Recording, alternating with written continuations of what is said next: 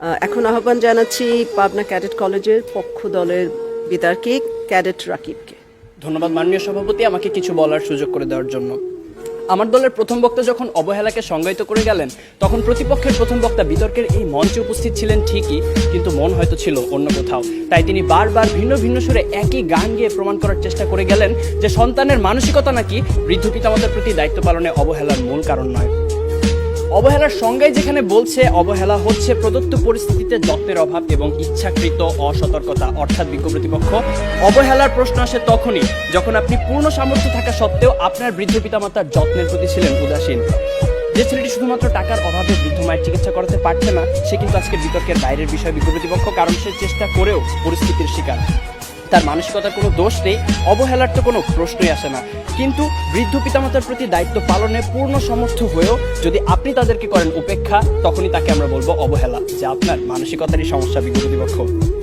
আমার সন্তান যেন থাকে দুধে ভাতে, অন্তরের এই নিবেদন তো পৃথিবীর সব বাবা মায়ের। অথচ সারাটা দিনের ব্যস্ততা শেষে একটুখানি অবসর পেলেই যেখানে আমাদের ফেসবুক বা হিন্দি সিরিয়ালে ডুব দেওয়ার সময় হয়, সেখানে ফোন দিয়ে মাকে একটিবার জিজ্ঞেস করার সময় হয় না মা ভালো আছে কিনা, বাবাকে জিজ্ঞেস করার সময় পর্যন্ত হয় না ওষুধগুলো ঠিক মতো খাচ্ছে কিনা। এখানে দোষটা কিন্তু বিজাতীয় সংস্কৃতির ধারক ও বাহক হিন্দি সিরিয়াল বা সোশ্যাল মিডিয়া, ফেসবুকের আগে আপনারই মানসিকতার বিজ্ঞ প্রতিপক্ষ। একজন সুস্থ মানুষ সর্বোচ্চ 45 ডেল একক পর্যন্ত ব্যথার সম্মুখীন হতে পারে, আর সন্তান জন্মদানের সময় আমাদের মায়েরা যে পরিমাণ ব্যথার সম্মুখীন হন তা 57 ডেল এর কিছু বেশি, যা একজন সুস্থ স্বাভাবিক মানুষকে প্রয়োগ করা হলে অনায়াসে তার 20টি হাড় ভেঙে যাবে। সন্তানের জন্যই যে মায়ের সর্বস্ব বিসর্জন, সন্তান হয়ে সে মায়ের প্রতি যেন আমাদের নিষ্ঠুরতম আচরণ।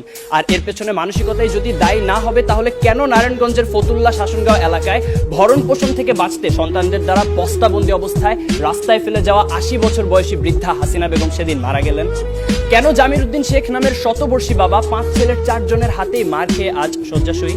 তথ্যসূত্র দৈনিক প্রথম আলো, 13 জুলাই 2018।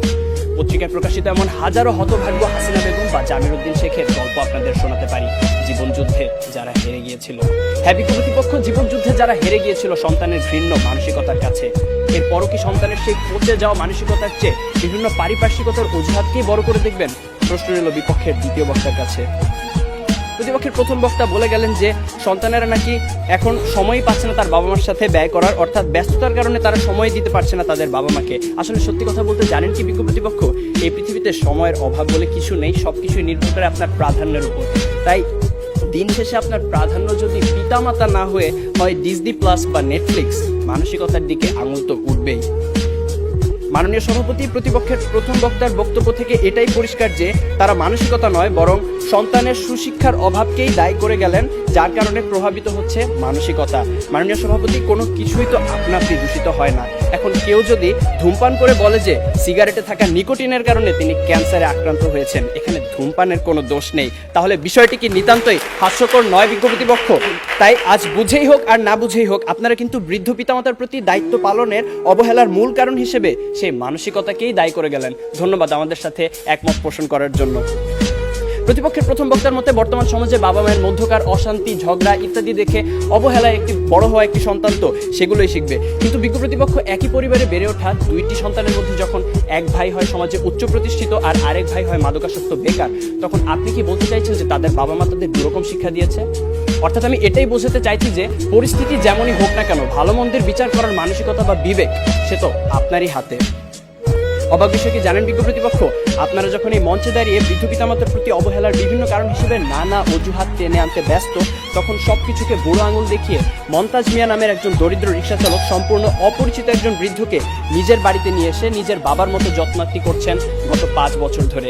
রিক্সা চালক মন্তাজ মিয়ার এই ঘটনা হানিফ সংকেতের ইত্যাদি অনুষ্ঠানে প্রচারিত হয়েছিল, যেখানে অনেক উচ্চশিক্ষিত সচ্ছল ছেলে মেয়েরা অবহেলায় নিজের পিতামাতাকে বৃদ্ধাশ্রমে পাঠিয়ে দিচ্ছে, সেখানে মন্তাজ মিয়া একজন দরিদ্র রিক্সা চালক হয়েও এমন একটি মহৎ কাজ কি করে করতে পারলেন? তার তো ছিল না অর্থবিত্ত, শিক্ষা কিংবা উচ্চ সামাজিক অবস্থান, কিন্তু তবুও তিনি তা পেরেছিলেন কারণ তার ছিল একটি উন্নত মানসিকতা, বর্তমান সময়ে যা বড়ই অপ্রতুল। শেষ করার আগে মনে করিয়ে দিতে চাই, দূরত্ব, সময়ের অভাব, কাজের চাপ, সুশিক্ষার অভাব ইত্যাদি বৃদ্ধ পিতামাতার প্রতি দায়িত্ব পালনের ক্ষেত্রে কিছু দেয়াল মাত্র, মানসিকতাকে বদলালে যা পেরোনো সম্ভব।